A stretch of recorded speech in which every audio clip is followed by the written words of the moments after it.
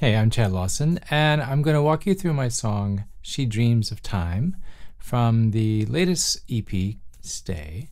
Hope you guys are doing well. It's raining outside, my favorite kind of days, just because they're the best days to sit at the piano, to be honest. So join me. Hopefully it's, hopefully you're in a good mood with what you're doing. All right, let's have some fun. Let's dive in. The sheet music is available, link below. So go ahead and grab that and join me, follow along. And it's basically 3 parts. It's a really simple piece. So we're going to take each part one at a time, obviously. And let's start right from the very beginning. So the chord structure of this is really centered around jazz in a roundabout way. Basically, I was practicing one day. And so in jazz, you have this harmony of 2, 5, 1. So whatever key you're in, you have the key you're in is 1, right? That's your root. So if we're in the key of C, so C is my 1, right? And so my next chord is going to be what? It's going to be a 2, right? 3, 4, so on and so on. And so the theory is when you have a 2 chord,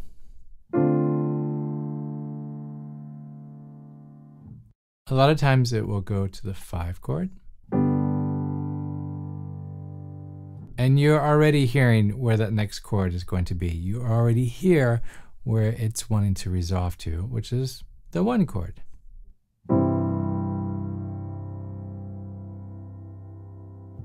So if I were to play those 3 chords together, 2, 5, 1.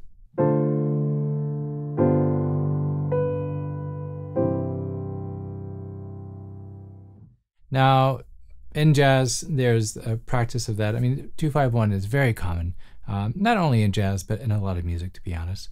And so there's a great exercise, if you want to do this, where you're taking the 2 chord,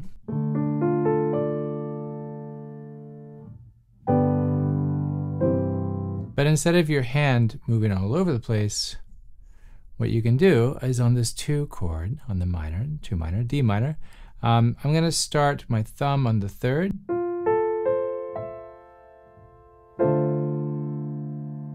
And then I'm going to move just 1 note in my right hand, 1 finger in my right hand. I'm going to move this down to a B. That gives me a G7. 7, 9, 3, and then a 6, technically a 13. And then we're going to move that down to a C major. I know it's a lot, so let me just play that really quick for you and you can see what I'm talking about. We are going to get to the song, I promise. It's raining. What else are we going to do, okay?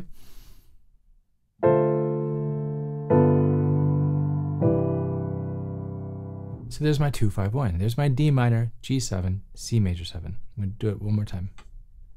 Here's the D minor. 3, 5, 7, 9. G7, same notes. I'm just moving that C down to a B. And then I'm doing a C major 7. 3, 5, 7, 9. Why not a 2? Why don't we call it a 2? Well, because the chord has a 7 to it. So any chord that has a 7, if you're going to have a 9 or a 13, that generally only comes after we have a 7 chord. Otherwise, we would have... It's okay. Come on in. It's okay.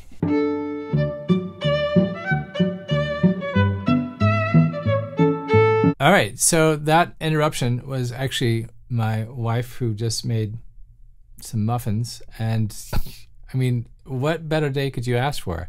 A spontaneous interruption for homemade muffins. Cranberry. I'm going to eat this really quick, but you're not going to watch. So we're going to go straight back to where we were musically. All right, here we go. Oh, so good. It's like right out of the oven. Unbelievable. All right, back to the 2, 5, 1. Oh, the reason why it's a 7 and a 9 is, if we didn't have a 7 in the chord, it'd be a 2. And if we didn't have a 7 in the chord, it'd be a 6. So, you know what? The last thing I want you to do is show up to a gig and say, hey, play me that C2 chord. And everyone would be like, this guy doesn't know what he's talking about. You know what I'm saying? All right, back to it. So anyway, if you want to do an exercise like that, it was really good. My wife is a professional baker, so I mean, like, how can you turn something like that down, right? So going back to the exercise, the cool thing about this is you can actually do this in all keys. Let me show you how. So you have the D minor, G7, C major 7. Now I'm going to take this C major 7, I'm going to make it minor. Watch what happens. I'm going to take my third, I'm going to take it down to the E flat, and I'm going to take this B down to the B flat. So that's now going to give me a C minor 7. I'm going to do it one more time. D minor, G, C, C major 7, 9. Take these two and go down a half step.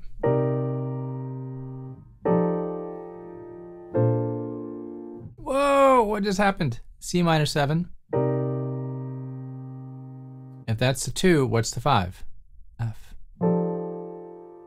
Going down to a B flat. Drop these two down a half step. Drop that down a half step.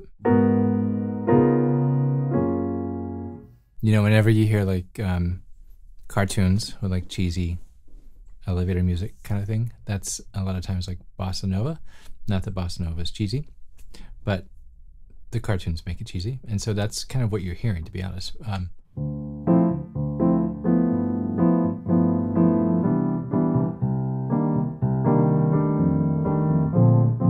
Right? Okay, She Dreams of Time. This all stemmed from that, believe it or not. So if I have the 2-5-1 in the key of F, okay? Check this out. Watch this.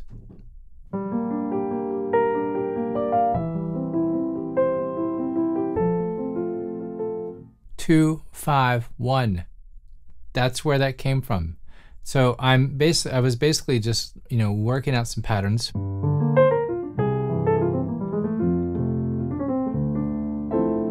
And I was like, you know, that's actually kind of...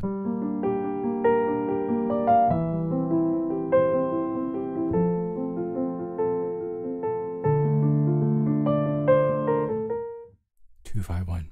So let me walk you through it, okay? Obviously, you already know the chords: G minor, C7, F major 7, and it does drop down to a D minor, but let me show you. I'm going to play the very first section. Again, there's 3 sections. I'm going to play the very first one, and then we'll dissect it, just like I did with that muffin right there. Okay, here we go.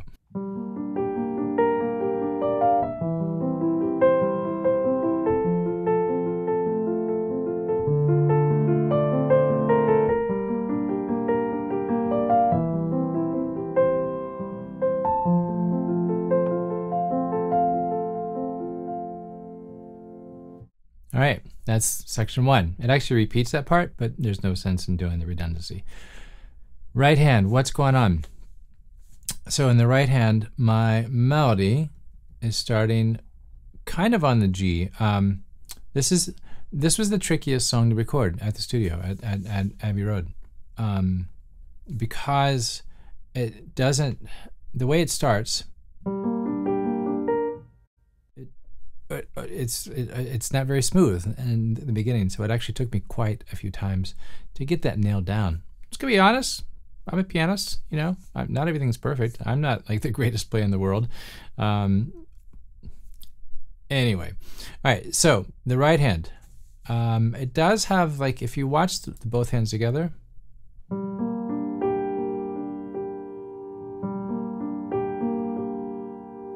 but those 2 G's in the right hand, they're super subtle. They're not really part of the melody.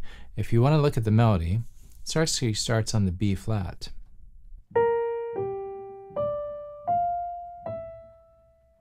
I'm just outlining that G minor. I'm landing on the third, that C there, and then it continues.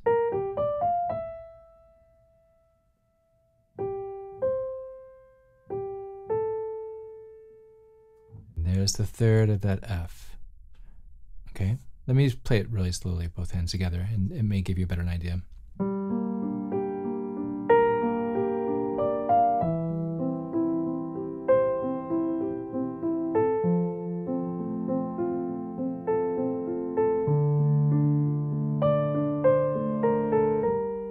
Now I'm back at that section again. So there are those 4 chords.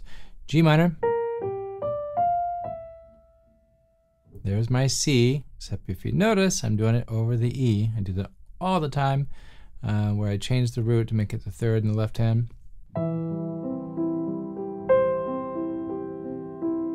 Here's the third in the F.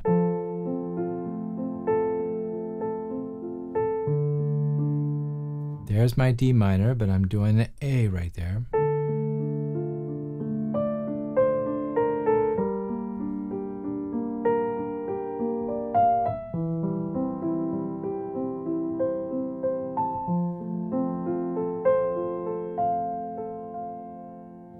I'm going to play all that again once more, just really slow, okay?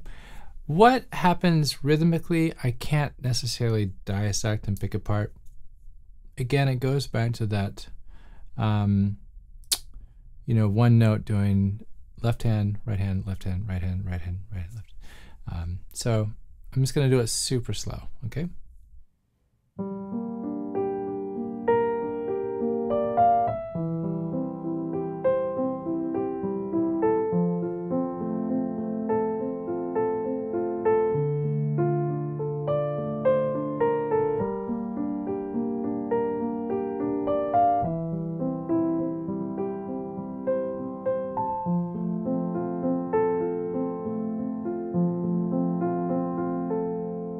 I think the best way to explain this, it is in 6/8, or 1, 2, 3, or 1, 2, 3, 4, 5, 6.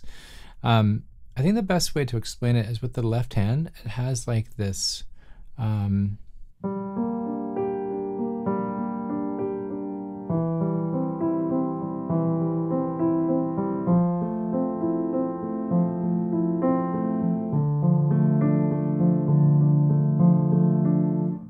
Now, that's a good way to practice that. I don't know if I actually hit every downbeat of that 6/8, just so you know. I think sometimes I will leave a space, or the right hand is actually playing in its place, almost like a melody in a roundabout way. Okay, I'm going to play the entire section with the repeat, and then we're going to move on, okay? Cool.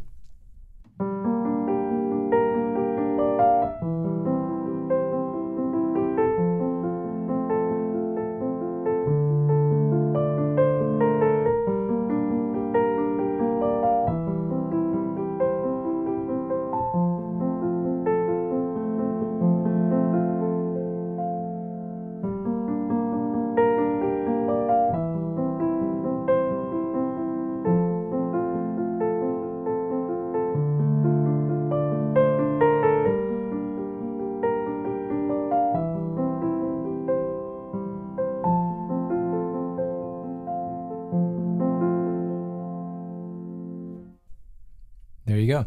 I think a good practice for that, to be honest, as far as getting the melody and getting the time right, is I would just hold down block chords in the left hand just for the very beginning, just to get the fundamental melody in your right hand. So for example, and we are going to move on, I promise, but for example,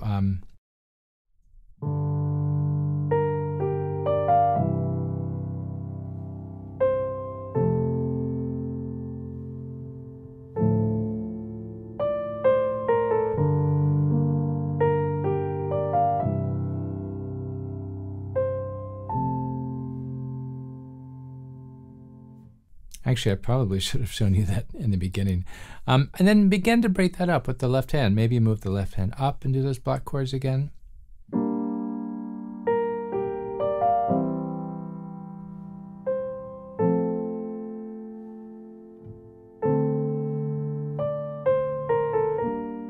And then start doing the arpeggios in your left hand.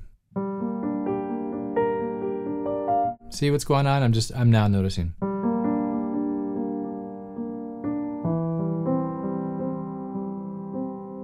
It's almost like I'm going back and forth between the top two notes.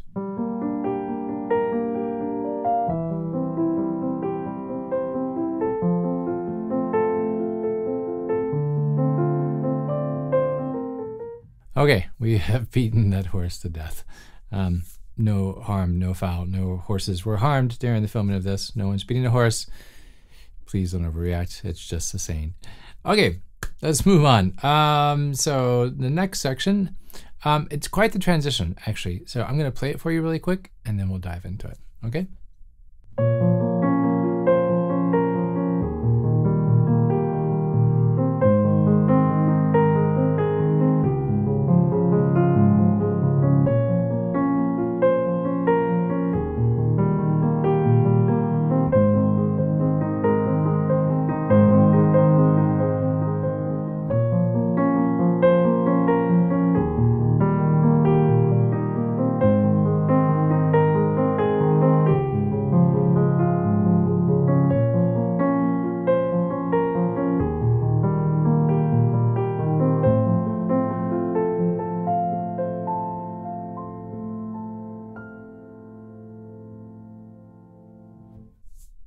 Okay, so not that bad, to be honest. Again, just 4 chords.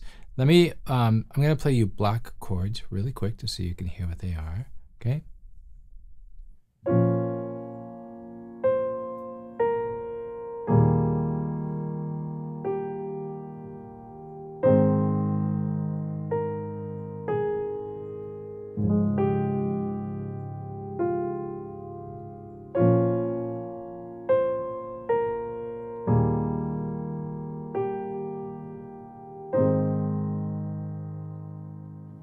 Can anyone see what's happening? So in the very beginning, we had 2 5-1s in the key of F. Now we have 2 5-1s in the key of A flat. So the very first chord, B flat minor. There's your E flat, there's your 5, and then your 1.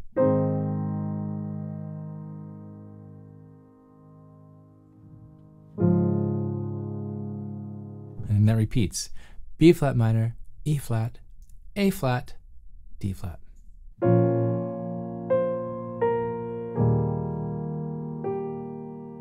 Not everyone's going to be able to reach that, and there's another chord coming up. If that's the case, I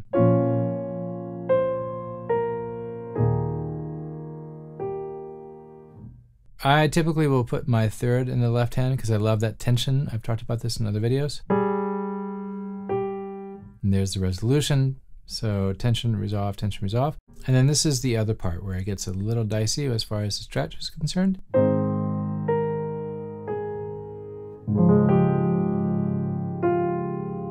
I have to roll that because, I mean, I can barely stretch that myself right there. But again, it's that tension release. So the way I'm playing it,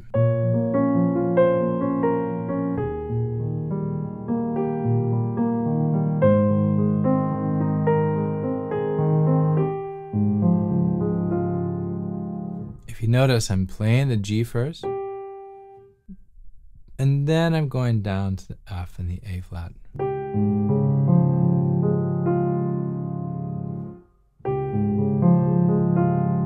So that whole section again right there with just the melody.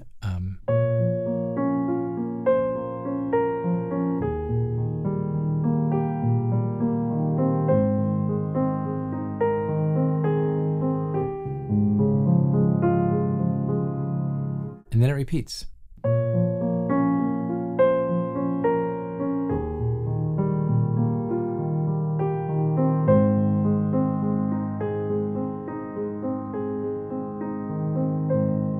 That second time, it does not go to the D flat, it just stays on the A flat.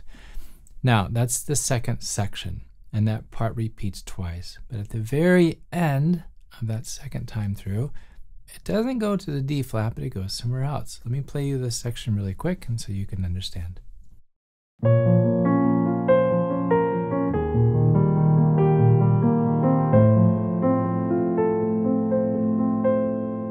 So quite a jump there. So B flat minor, E flat, and And then to get back to the key of F, because we have that 2, 5, 1 in the key of F, that G minor, C7, F, I need to find my way back to F. And a lot of times in music, sometimes the best approach is to just take a sharp turn, right? And sometimes it's good to have like all these crazy reharmonic transitions and get there by sidestepping and everything. And then sometimes it's good to just plow through. And that's the case with this. So B flat minor, E flat, and then F over A. Because as soon as your ear gets adjusted to it, it's fine.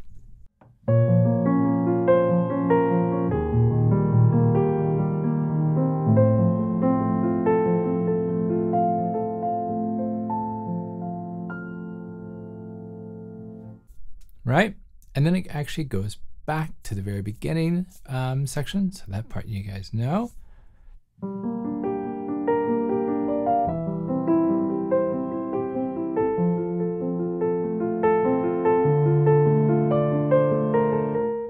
So on and so forth. Okay, cool. Great. All right. Next section. What happens after that? Let me play it for you really quick, and then we'll have a better idea. But first, I'm going to take a bite of a muffin. I'll be right back. All right, where does it go next? Let me play it for you really quick, then I'll give you an idea, and then we'll break it down.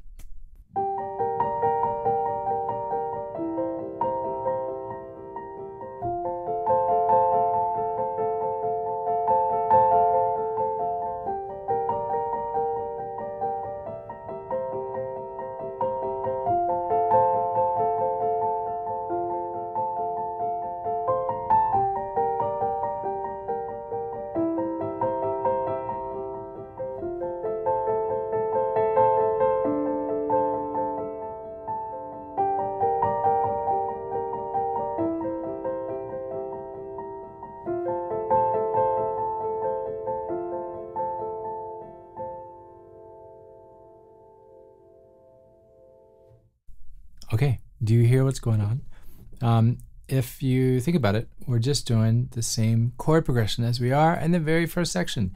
So we have G minor, we have C7, A minor, F, D minor. The whole section repeats.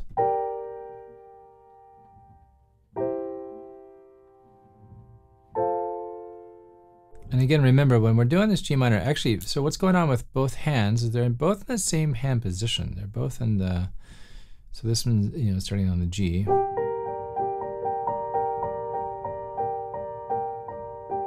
In the left hand, I'm going back and forth with the top two notes, and in the right hand, I'm going back and forth with the bottom two notes.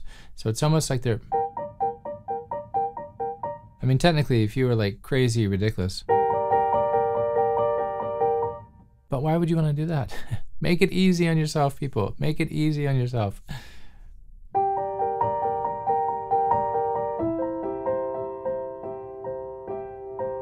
Same scenario here.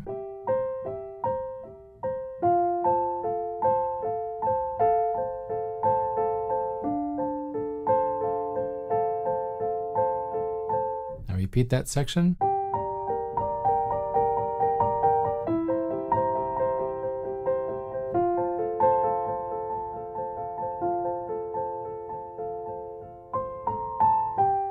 And then it just repeats again, right? So exact same thing. G minor 7, C7, F major 7, and then D. And then it goes back all over again. Cool. So that is that section there. That's section 3. And great. So I'm actually going to play just a little bit of the end, and then we're going to go into the next section, which you already know. So, which is great. We're almost done with the piece. You guys are doing great. Here we go.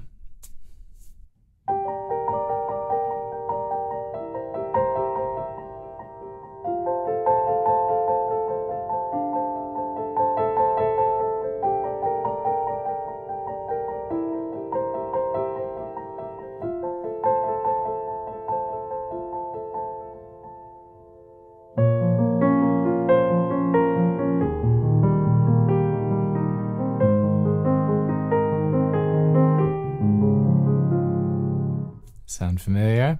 It should, obviously. Something I noticed, not only in the sheet music, but also in the left hand, a lot of the times I'm resting on the very first beat of that left hand during section 2, section B, through the B section.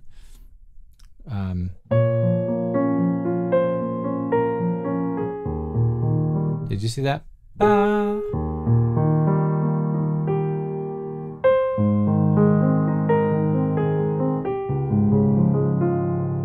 That does help with kind of giving it that momentum, that flowy. You're on a ship, the waves are kind of going all over the place. So that does help. Just keep that in mind. Not always hitting that on the downbeat. I mean, it's fine. I'm sure it's fine.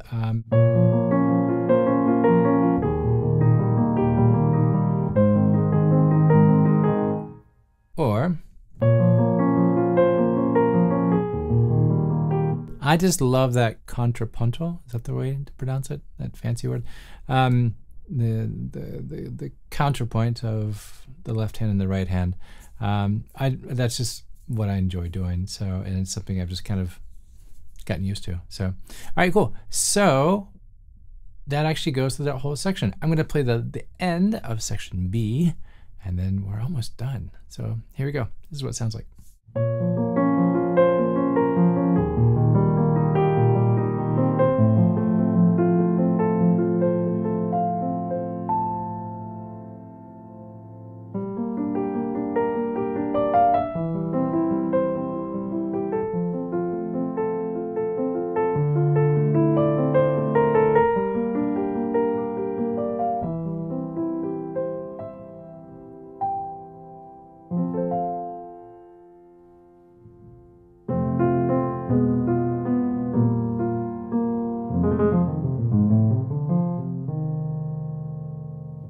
Okay, it doesn't do that at the very end. I just thought it would be fun to throw it in there. That's it. That's honestly the piece right there, and it's in the entirety. So you, just for a quick recap, because this is a very short video, I gotta be honest. Yay. You have this section.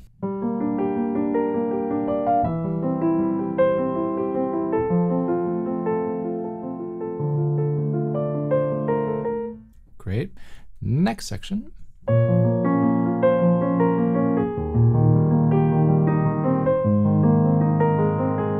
Now, if you want to, why not? I mean, there's some, when I do this live, I kind of, I don't rush through it, and some of those chords I'll hang on to. So for instance,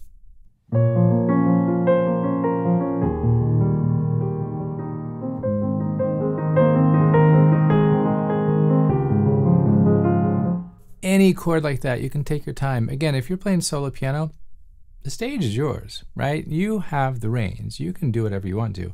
If you want to sit on that A flat for an hour, I'm not going to promise you anyone's going to stay for the rest of that hour, but it's entirely up to you, right? So that section,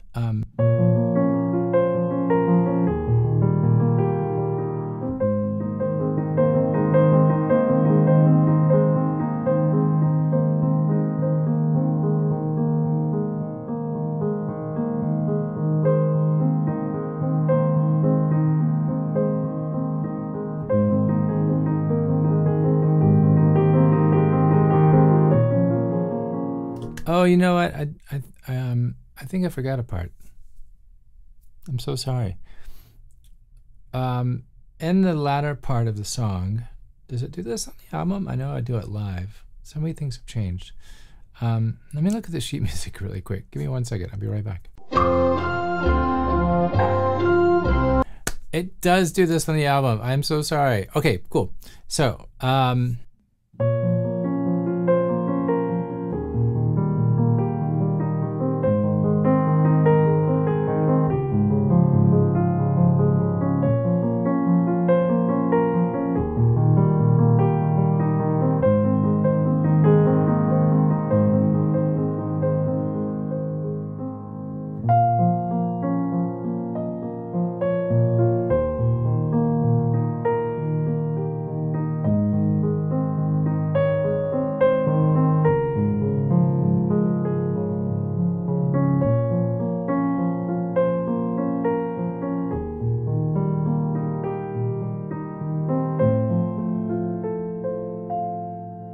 So if you heard the difference, it's the same chords, but instead of it starting on the third of the B flat, that second time through it actually starts on the 5 of the B flat.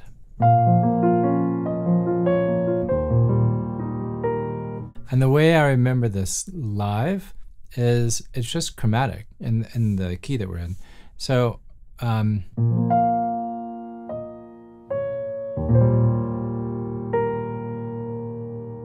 I'm on the A flat.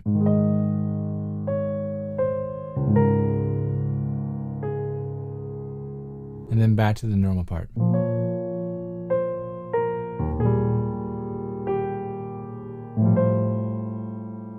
I'll play that part one more time for you.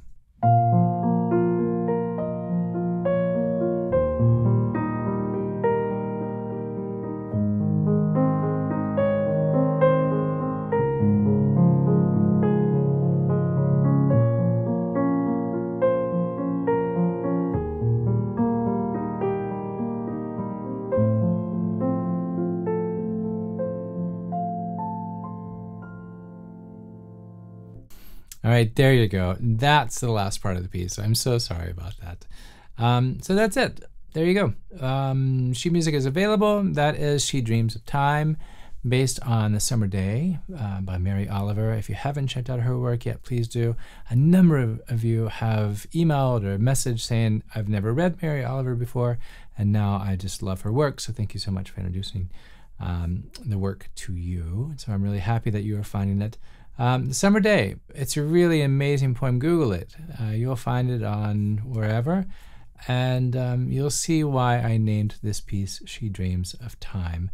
And it's something that I really think all of us could really use right now during this time of isolation, which I prefer the word introspection. It's neither here nor there.